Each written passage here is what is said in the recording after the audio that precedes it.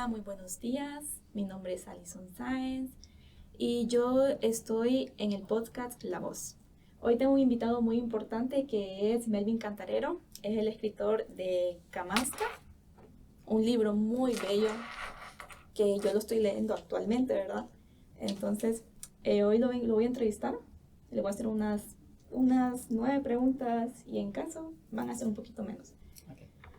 ¿Cómo estás? ¿Cómo se encuentra hoy, Melvin? Bien, contento de poder compartir con ustedes esta obra, que es una de mis inspiraciones primeras para escribir acerca de aspectos fundamentales de la vida humana. Entonces, contento. Gracias por invitarme. Me alegro muchísimo. ¿Y cómo le está yendo actualmente la feria? Bueno, ya esta es la segunda feria que participo. Estuve en la feria anterior y esta ya es mi segunda, porque esta es la tercera en San Pedro Sula. Bien, puedo decir, porque hay un buen ambiente, podemos conocer muchas otras propuestas o escritores. Entonces la feria, más que vender libros, es un espacio de encuentro entre escritores, entre lectores. Creo que es estimulante de una u otra forma este evento. Entonces sí, me parece muy bien, me encuentro contento. Me alegro muchísimo que la esté pasando muy bien. Y cuéntame, Melvin, ¿qué lo inspiró para ser escritor? Bueno, hay varios factores que son los que me motivaron a escribir. Yo escribo desde hace mucho. Escribía, por ejemplo, historias, pero no para publicarlas, sino porque me gustaba escribir.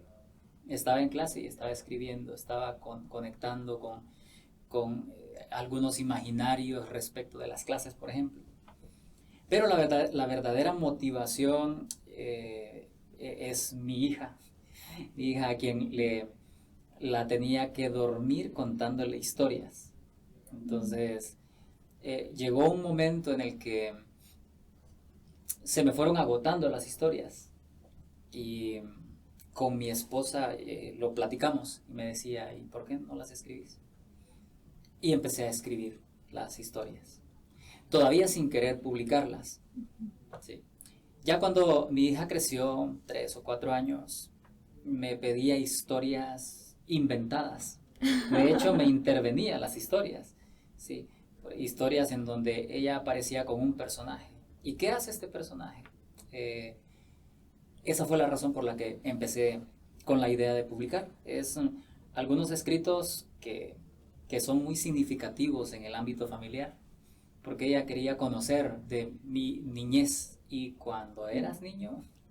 Entonces, las historias de este libro, del primer libro, están inspiradas en los recuerdos que tengo de mis abuelos en el patio de la casa del abuelo, historias que él contaba para hablar, por ejemplo, de cómo se hacía antes esta comida, cuáles son los mitos que se cuentan en esta región. Así se puede decir que inicia mi motivación por escribir. Oh, entiendo. Me alegro que sea un padre atento con su hija. Entonces, Melvin, quería hacerle otra pregunta. Si nos podía dar una pequeña introducción de su primer libro, que es Camasca, un lugar consagrado a Dios. Bueno, yo nací ahí. De manera que las historias y las leyendas que están en ese libro son aquellas con las cuales yo crecí. Camasca es un cacicazgo. Después de la conquista se fundaron durante la colonia ciertos cacicazgos que son regiones autónomas con un tipo de gobierno autónomo. Los españoles dejaron al frente de los gobiernos locales algunos líderes con los cuales se hicieron convenios, por ejemplo los mexicas, los guatemaltecas, que les ayudaron a conquistar la región central de Honduras y noroccidente. Entonces tuvieron como beneficio el que le dieran el poder político de un cacicazgo. El único cacicazgo en Honduras que tiene unas características particulares es ese, Camasca. Es un cacicazgo es muy bonito. El libro entonces se inspira en las historias fundantes de ese pueblo que está en la frontera con El Salvador. Y hay muchas historias que son las que construyen la sociedad del occidente de Honduras, no solamente de Camasca. La historia de estos pueblos está ligada a sus tradiciones, está ligada a su gastronomía, al carácter religioso y social que inspira pues, el futuro, se puede decir. Bueno, mi libro inicialmente tiene como este eje transversal, es como la recuperación de nuestro pasado, es como una mirada retrospectiva de un pueblo que trasciende en el tiempo. Muy interesante la verdad. Otra pregunta. Yo siempre me he preguntado, la verdad, que cómo hace usted para poder ser escritor y ser docente de Unitec a la misma vez, y también ser padre de familia. Bueno, yo me siento un escritor en construcción. De hecho, he tenido, para estos 3 primeros libros, porque tengo otros escritos, la escritura para mí es como uno de mis hobbies, aparte de otros como el fútbol, como el cine, como la música. La escritura lo es, porque en la escritura se plasma el imaginario que a veces uno esconde o que guarda, porque la cosmovisión que tenemos acerca de la vida, del mundo, del universo, suele ser de carácter muy particular, pero el hecho de compartirlo, de ponerlo por escrito, tiende a ser liberador. Entonces, yo creo que yo conjugo muy bien. De hecho, lo he ido aprendiendo como docente, he ido aprendiendo el rigor de las letras. Yo, bueno, tengo 2 pregrados y el escribir incluso me ha motivado a estudiar letras. Yo a esta edad de mi vida me gustaría también estudiar letras, porque veo que tengo, no facilidad, estoy familiarizado con ello. Necesito, por supuesto, retroalimentación, porque solo los expertos, los que son de letras, son los que conocen ese arte de escribir, y escribir con sentido, que esa es la idea. Entonces sí, la docencia y la escritura van de la mano, no se pueden separar. Hay muchos docentes que son escritores por esta razón. Y también, perdón, los recursos de mis clases, por ejemplo, son recursos que yo he ido trabajando. Que no de forma, pues, de algo así como una antología de ideas de filósofos, de historiadores, que se conectan en una construcción temática. Entonces, varios de los escritos que se usan en las clases, en algún momento van a salir como publicados en un orden para... ¿sí? Entonces, ese es uno de los aspectos que quiero resaltar, que los escritos de mis clases también tienen mi aporte personal. O sea, que tienen su esencia. Exactamente. Qué bonito, la verdad. Bueno, yo también me preguntaba si usted tiene de casualidad algún escritor que lo haya inspirado o que haya hecho un golpe muy fuerte en su vida. Sí, menciono dos escritores que marcaron mi amor por la escritura. Uno de ellos es Ken Follett y el otro es Nicholas Guild. Fueron sobre todo por el imaginario, porque son escritores que escriben pero inspirados en una región cuyas tradiciones, cuya forma de vida, cuya gastronomía, cuya geografía logran plasmar en sus obras. Por ejemplo, Nicholas Guild, que no sé si lo habrán escuchado, escribe acerca de la región de Mesopotamia.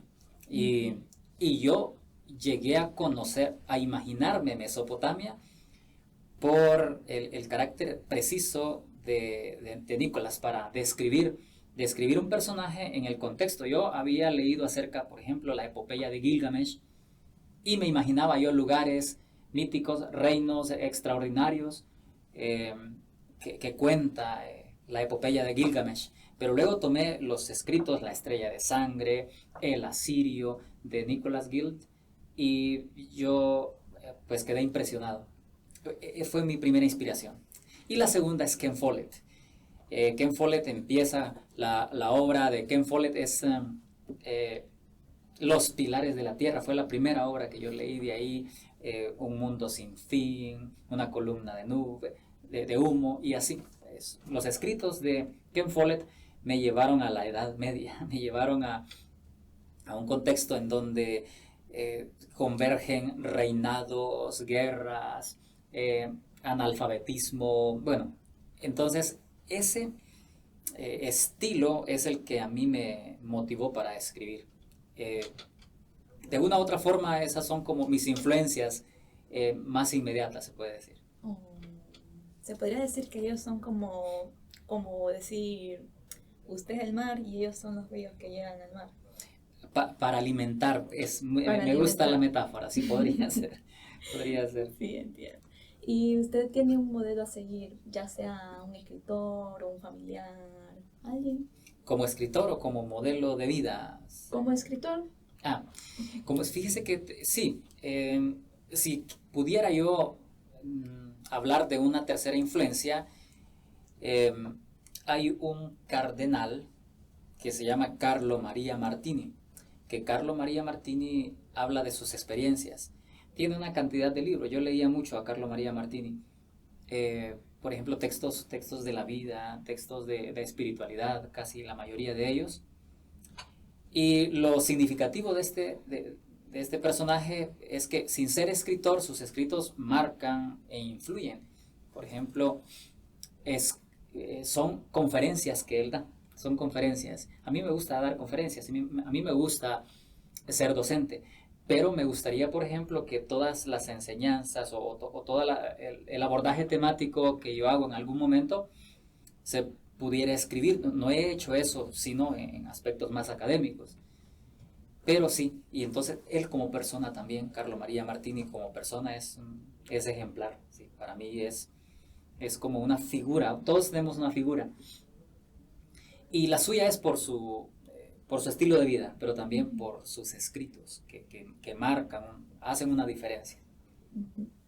Bueno, tengo entendido que su primer libro tiene como una trilogía, tiene otros 2 libros, ¿verdad?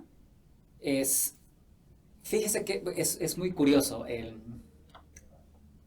Yo le he llamado trilogía, pero las trilogías normalmente están conectadas, tienen secuencia.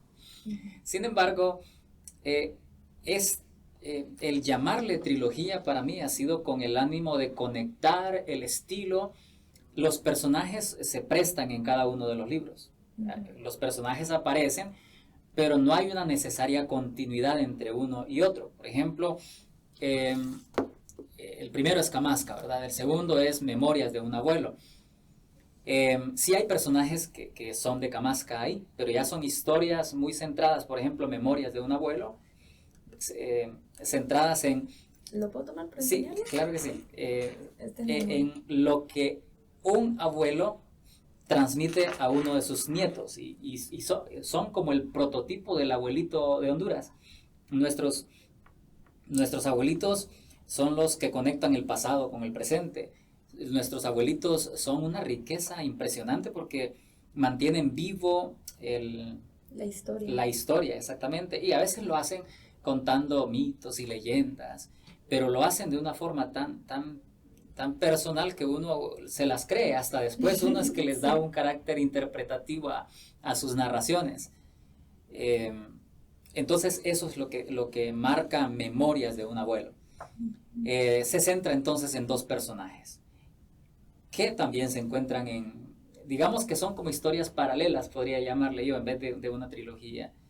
Y por último, pues tenemos Muelle en llamas. También hay personajes de la historia, pero esta ya tiene ¿cómo se dice? Ya está enfocada en un evento histórico en la década de los 90, de los 80 y de los 90 en la región de la costa norte, en Tela precisamente. El impacto de las transnacionales en la economía local. Y luego lo que el incendio del muelle, porque fue incendiado a propósito, genera para la economía de Tela. Y pues ahí convergen las diferentes perspectivas del incendio, la experiencia que tuvo, por ejemplo, el guardia que le tocaba hacer guardia esa noche, esa tarde, la perspectiva que tienen unos pescadores acerca del incendio, unos norteamericanos que trabajaban en la transnacional, y así, ahí son como un mosaico de historias que convergen en el incendio del muelle de Tela. Y este cierra porque si en Camasca hay un anhelo de emigrar hacia el sueño de la costa norte, antes de existir el sueño americano, en Honduras existía el sueño de la costa norte. Era como hoy ir a los Estados Unidos para mucha gente. En aquel entonces era venir a la costa norte, otra cultura, otro estilo de vida que está marcando la Tela Railroad Company, la Standard Fruit Company, etc. Entonces la gente del sur y del occidente de Honduras quiere venir a la costa norte y es un sueño. Y se vienen a pie, caminan 3 días para encontrar un bus, bueno, eso. Y luego vamos al Muelle en Llamas. Muelle en Llamas ya es la vida de estos que emigraron, ya son sus experiencias en el contexto de la palma africana, de las bananeras. Está muy interesante, la verdad, sus historias. Cuando termine Camasca, voy a empezar con el segundo. Bueno, ya la última pregunta. ¿Qué precio tienen sus libros? Los 2 primeros tienen un valor de 300 lempiras. En las librerías normalmente 350. Y este último, ya porque yo estoy fundando mi propia editorial, que ya viene con el sello, Pigmalión. Ese sería mi editorial que está en proceso. Ya este último ya fue lanzado con este sello.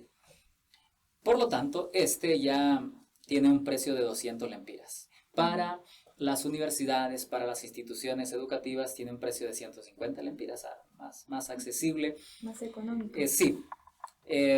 Estos otros 2 tienen ese precio porque son publicados en Amazon y el envío, el costo del envío, eso es súper caro. Claro. Este fue sacado en Honduras por Design and Print y pues tiene ese valor por esa razón. Ok. Bueno, muchísimas gracias, Melvin Cantarero, por haber aceptado la invitación a este podcast. Y me encantaron mucho la introducción que dio a sus libros, la verdad, están muy lindos, la verdad. Gracias por invitarme, estoy a la orden. Ok, muchas gracias.